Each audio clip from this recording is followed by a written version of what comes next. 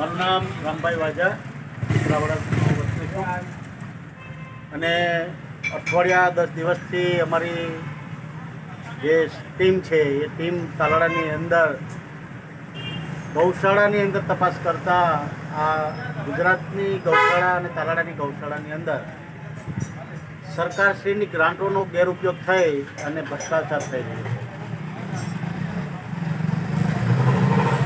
આ ભ્રષ્ટાચાર એટલો બધી મોટો છે કે આખા ગુજરાતના જે ધર્મપ્રેમી છે, ગૌશાળાના જે ચાહક વર્ગ છે એની લાગણી સાથે ખિલવાડ થઈ રહ્યો. ગૌશાળા એક હિન્દુનો પવિત્ર અને પૂજનીય ગાય માતા છે. એની સાથે એના નામના પૈસા છે એ સરકારશ્રીની જે ગ્રાન્ટો છે એની સાથે પણ જે આયોજકો છે એ ખિલવાડ કરી રહી છે. એટલે કે ભ્રષ્ટાચારનું એક વ્યાપક ગુજરાતની અંદર કૌભાંડ ચાલી રહ્યું છે અને પૂરા પ્લાનિંગથી ચાલે છે. તો એનો આજે હું તાલાળાની અંદર ભીમસિંહભાઈ પંડિતને મળ્યો. ભીમસિંહભાઈ, કેટલા સમય પહેલાં તમે મામલતદારને જાણ કરી? મારી હતી મામલતદાર સાહેબની તારીખ 8/9/2025 હતી. મારી રજૂઆત એવી હતી કે તાલાળા તાલુકામાં 24 ગૌશાળા આવેલી છે. 24 ગૌશાળાની અંદર રજીસ્ટ્રેશન કરેલી ગાયો 2068 ગાયો લખેલી છે. તો અમુક ગૌશાળામાં જોવા મળ્યું તો ત્યાં માત્ર એક પણ ગાય નથી ને ગાયની સહાય લેવામાં આવે છે. તો મારી તપાસ કરાવવાની એટલી જ માંગ છે કે ગૌશાળામાં ગાયો નથી તો સહાય છે નહીં. જે સહાય લે છે, જે ટ્રસ્ટ બનાવ્યા છે એ લોકો અમુક જગ્યાએ એવું જોવા મળ્યું કે ગામને ખબર નથી ને સહાય લે છે અને જ્યારે પણ તકલીફ પડી ત્યારે ગામ ભેગા કરીને અમે હારા છે એવી સાબિત કરવા મળે. તો અમુક ગામમાં એવું જોવા મળ્યું કે 2 ગૌશાળા જે ટ્રસ્ટ બનેલું છે હાલમાં 2 છે અહીંયા 3 બોલે છે. અમુક જગ્યાએ એવું છે કે 30-30 વીઘાની માંડવી વાવે છે. ગૌશાળા જે ટ્રસ્ટના પ્રમુખ છે એ માંડવી વેચે અને સારો ગાયોને નાખે ને બાકીનું જે કંઈ આવે ત્યાં એક મોટો બંગલો બનાવેલો છે, ત્યાં ભજીયાના પ્રોગ્રામ કરે. હવે ગૌ માતાના નામે ખૂટિયા સરી ખાય આવું સાબિત થાય છે. જે તપાસ કરવામાં આવી તો ક્યાંય ગાયું નથી અને જ્યાં તપાસ કરવા ગયા અધિકારીઓ તો ત્યાં ગાયું હાજર ન હોવા તો ગાયું જ્યાં સરવા ગઈ છે ત્યાંથી ધણ બોલાવી અને રજીસ્ટ્રેશન કરેલી ગાયોને સાબિત કરવા માગે છે અમારા ગામમાં ગાયું છે. માત્ર ને માત્ર એક પણ ગાય નથી ત્યાં સાબિત કરવા માગે છે. એટલા માટે મને 100% વિશ્વાસ થઈ ગયો કે ક્યાંક ને ક્યાંક ગૌ માતાના પૈસા ખોટી રીતે ખવાય છે અને જે ટ્રસ્ટીઓ છે એ પોતે ખાય છે. એ સાબિત કરવા માટે ગૌશાળામાં ગાયું પૂરી અને ફોટા પાડી અને સાબિત કરે, ગુનો સાબિત થાય એ પહેલાં અમે સારા થઈ જાય એવી સાબિતી કરવા માગે છે. ભારત દેશના ઇતિહાસની અંદર મુસ્લિમ રાજાઓએ પણ આપણા દેશની જે જમીનો છે એને ગૌશાળાના નામ ઉપર રિઝર્વ રાખી છે. અને અત્યારે કહેવાતા જે હિન્દુઓ છે એ ગાયના નામ ઉપર આ જે છે જે ચોરી કરી છે, ભ્રષ્ટાચાર કરે છે, એ ખૂબ જ દુઃખદાયક છે. અમારી ટીમ અને અમારી જે સાથી મિત્રો આના વિશે બહુ જ ઊંડાણપૂર્વક તપાસ કરશું અને આગામી દિવસની અંદર આખા ગુજરાતની જે આજે ગાયોના નામ ઉપર જે ધાર્મિક લાગણીની સાથે ખિલવાડ થઈ રહ્યો છે, એટલે કે જન્મદિવસ હોય તો પણ ફંડફાળા ઉઘરાવવામાં આવે છે, ગાયનું નામ નોરતા હોય તો પણ ફંડફાળા ઉઘરાવવામાં આવે છે. ગૌશાળાના નામ ઉપર લાખો રૂપિયા લોકો હસતા હસતા મોઢે આપે. સાથે સાથે સરકારશ્રી પણ રોજના 1 દિવસના 30 રૂપિયા આપે છે અને ઘણી બધી ગ્રાન્ટો આપવા છતાં આ વિસ્તારની જે ગાયો છે એ શહેરી વિસ્તારની અંદર આપણે જોઈએ તો રોડ ઉપર જ બેઠીઓ છે અને ઘણા બધા નાના નાના બાળકોના એક્સિડન્ટ થાય છે. મોટી ઉંમરના ને વૃદ્ધાને ગાયોને કૂટ્યા છે એ અડફળી લે છે, એને મોત થઈ જાય છે. અને જવાબદાર જે છે એ જવાબદાર નક્કી કરવા પડશે. અને આ ગાયો જે છે એ ગાયો એક ધાર્મિક લાગણીની સાથે જે લોકો જે ટ્રસ્ટ બનાવીને જે ખિલવાડ કરી રહ્યા છે એને પણ હવે ઉઘાડવા પાડવાનો સમય આવી ગયો છે. ભ્રષ્ટાચાર થાય છે એ રોકાવવો જોઈએ. તો ભ્રષ્ટાચાર ટૂંકમાં કહું તો ગૌશાળાઓ આલિશાન બનાવી અને એક પણ ગાય અંદર જોવા મળતી નથી. તો રોડ ઉપર ગાયો જોવા મળે છે, સિટીમાં ગાયો બેઠી હોય એમાં જોવા મળે છે. સાધન આંકવામાં તકલીફ થાય છે, ખૂટિયા અને ગાયું બાંધે, ખૂટિયા બાંધે, ગાયું બાંધે અને લોકોને સાધનોમાં નુકસાની થાય છે, લોકો પડી જાય છે, મરી જાય છે. આ એક જ કારણે થાય છે કે ગૌશાળા જે હાલે છે એ ગાયોને અંદર પૂરતા નથી અને બજારે રખડવા દે છે.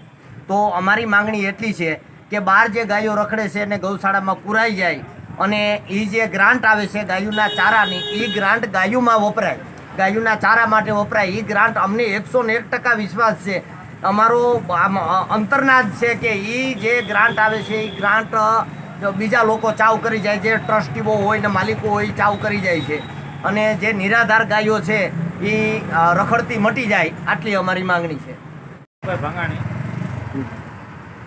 હું પર્યાવરણ બચાવ સુરક્ષા સમિતિ તારડા તાલુકાનો પ્રમુખ છું ને ધણાત બાકુલા ગામનો રહેવાસી છું.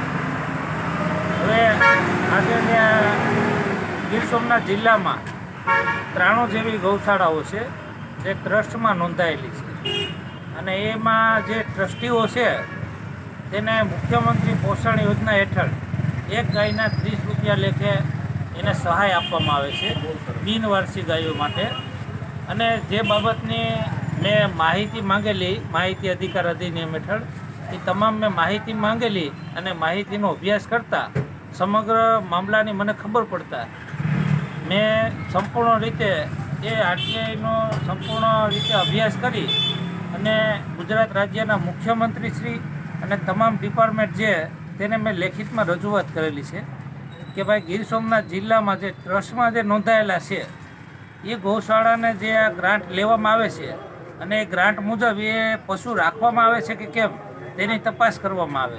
અને જે પશુ રાખવામાં આવે છે તે પશુનું જે ખાતર છે એ કેટલું વેચવામાં આવ્યું, કેટલું ગૌમૂત્ર વેચવામાં આવ્યું, તો આ ખરેખર રીતે આ ગ્રાન્ટનો ઉપયોગ કઈ જગ્યાએ થયો છે એ ખરી રીતે આની તપાસ કરવામાં આવે તો સમગ્ર હકીકત બહાર આવે એમ છે. કેમ કે મોટાભાગની ગૌશાળાઓ છે તેને માલિકોની ગાયો દર્શાવી અને આ સહાયનો લાભ લીધેલો છે.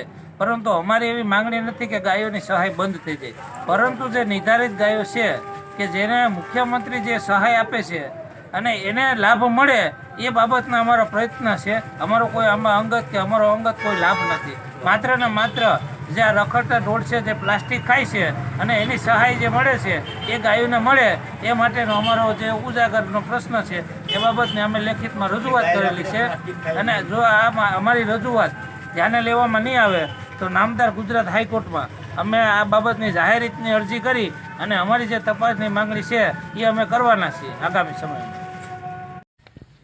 નમસ્કાર, હું ભીમસિંહ પંડિત, સામાજિક કાર્યકર. આજે જેપુર ગામમાં માધવ ગૌશાળાની માહિતી માગવામાં આવેલી છે. તેનું નામ છે ઇરફાનભાઈ ભંગાણી, જે એક મુસલમાનનો દીકરો છે ને એને ગાયોની માહિતી માગી છે. ઇરફાનભાઈ એવા વ્યક્તિ છે કે જેણે ગૌ માતાને રાષ્ટ્રીય માતા જાહેર કરે એવી 10 અરજી કરી. તો ઇરફાનભાઈ ક્યાંક ને ક્યાંય ખોટા નહીં હોય એવી મારી લાગણી છે. માહિતી માગી તો ક્યાંક ને ક્યાંક જે કંઈ હશે એ માહિતી ઇરફાનભાઈને જોઈએ છે. હાલમાં આપણા ગામની અંદર જેપુર ગામમાં બિનવારસુ ગાયોની અમે જો તો અહીંયા 75 ગાયો લખેલી છે. 75 ગાયોમાંથી 30 રૂપિયા લેખે 92 દિવસના 2,07,000 રૂપિયા આવે છે ગૌશાળામાં. તો હું ગામના તમારા એક જ વ્યક્તિને પૂછું કે તમારા ગામમાં બિનવારસુ ગાયો કેટલી છે અને ગૌશાળામાં કેટલી ગાયો હાજરમાં છે?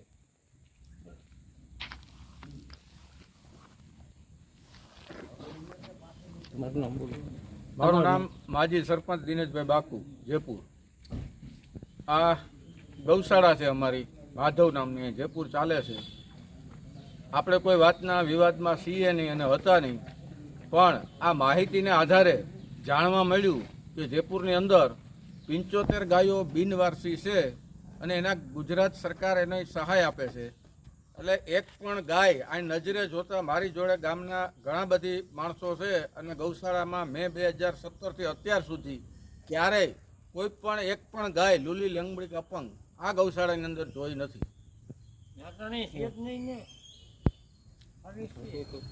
લેટા જાવ એક એકના ગાયું જોયું. હાલ અમે જયપુર ગામના નાગરિકો માધવ ગૌશાળાના સ્થળ માથે આવેલા છે. કોઈ પણ ગાય બિનવારસુ છે નહીં. પર ડેના એક ગાયના 30 રૂપિયા લેખે ગુજરાત સરકાર હોય કે અન્ય સરકાર હોય એના તરફથી પર ડેના 30 રૂપિયા આપવામાં આવે છે. તો તો 75 ગાયોના ટોટલ મેળવવામાં જેદીના રજિસ્ટ્રેશન નંબર અમને મળેલ નથી, છતાં મળશે તો માહિતીમાં અમે જોઈન્ટ કરશું અને બાકીના 2-3 માસની અંદર 2,07,000 રૂપિયાની ગ્રાન્ટ આવે એવી માહિતી માગવનાર જે ધણેજના ઇરફાનભાઈ જે વ્યક્તિ છે એણે માહિતી માગી છે, એનું માનવું એવું છે કે અમુક ડિપાર્ટમેન્ટમાંથી એને આધાર પુરાવા મળેલા છે કે 2,07,000 રૂપિયા આવે છે, તો કેદીથી આવે છે, કેટલા આવે છે. અન્યથા લોકફાળો પણ અમારા ગામમાં કરેલો છે અને લોકફાળાના બેનરો મારતા હતા, પરંતુ કોઈ દી એ બેનરોમાં સરકારી ગ્રાન્ટ આવે એવું ઉપજાવેલું નહોતું. એક જ સરકારી ઇકો ડેવલપમેન્ટની જે ગ્રાન્ટ આવેલી છે એ આ બાંધકામ આપ જોઈ શકો છો, એ બાંધકામની અંદર ઇકો ડેવલપમેન્ટના જે કંઈ ગ્રાન્ટ આવી એ વપરાણી, બાકીના લોકફાળાથી આ જે ઊભું થયેલું છે અને સરકારી આવેલી ગ્રાન્ટ કોઈ પણ બેનરમાં વાર્ષિક હિસાબમાં ઉલ્લેખ કરવામાં આવેલ નહોતું.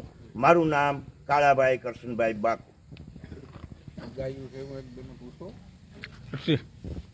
બરાબર જેવને કોઈ ગાયું છે ભાઈ, તું કોઈ સરસી બોલ. ગાયું પૂછો એમ ભીમસી પૂછની. કેમ નો? ગાયું છે અહીંયા કોઈ દી રાખવામાં આવ્યું એમ પૂછો ને. પૂછો બધાને. એ હશે કે એટલે આ બધા ના પાડે અહીંયા બીજું હાલ આપણે જાણ્યું છે કે તે ગામના કાળાભાઈ બાપુ છે, માજી સરપંચ છે, એનું કહેવું એવું છે કે હાલમાં કોઈ જયપુર ગામમાં કોઈ બિનવારસી ગાય છે નહીં. આ ગામના માણસો ઉભા ગૌશાળાની છે. અંદર તમે ગૌશાળામાં જોયું છે કે અહીંયા કોઈ બિનવારસી ગાય છે નહીં.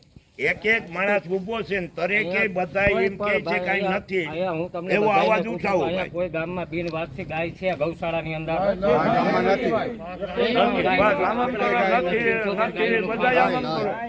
બધાય નથી, બસ વર્ષોથી ગાય નથી એકે.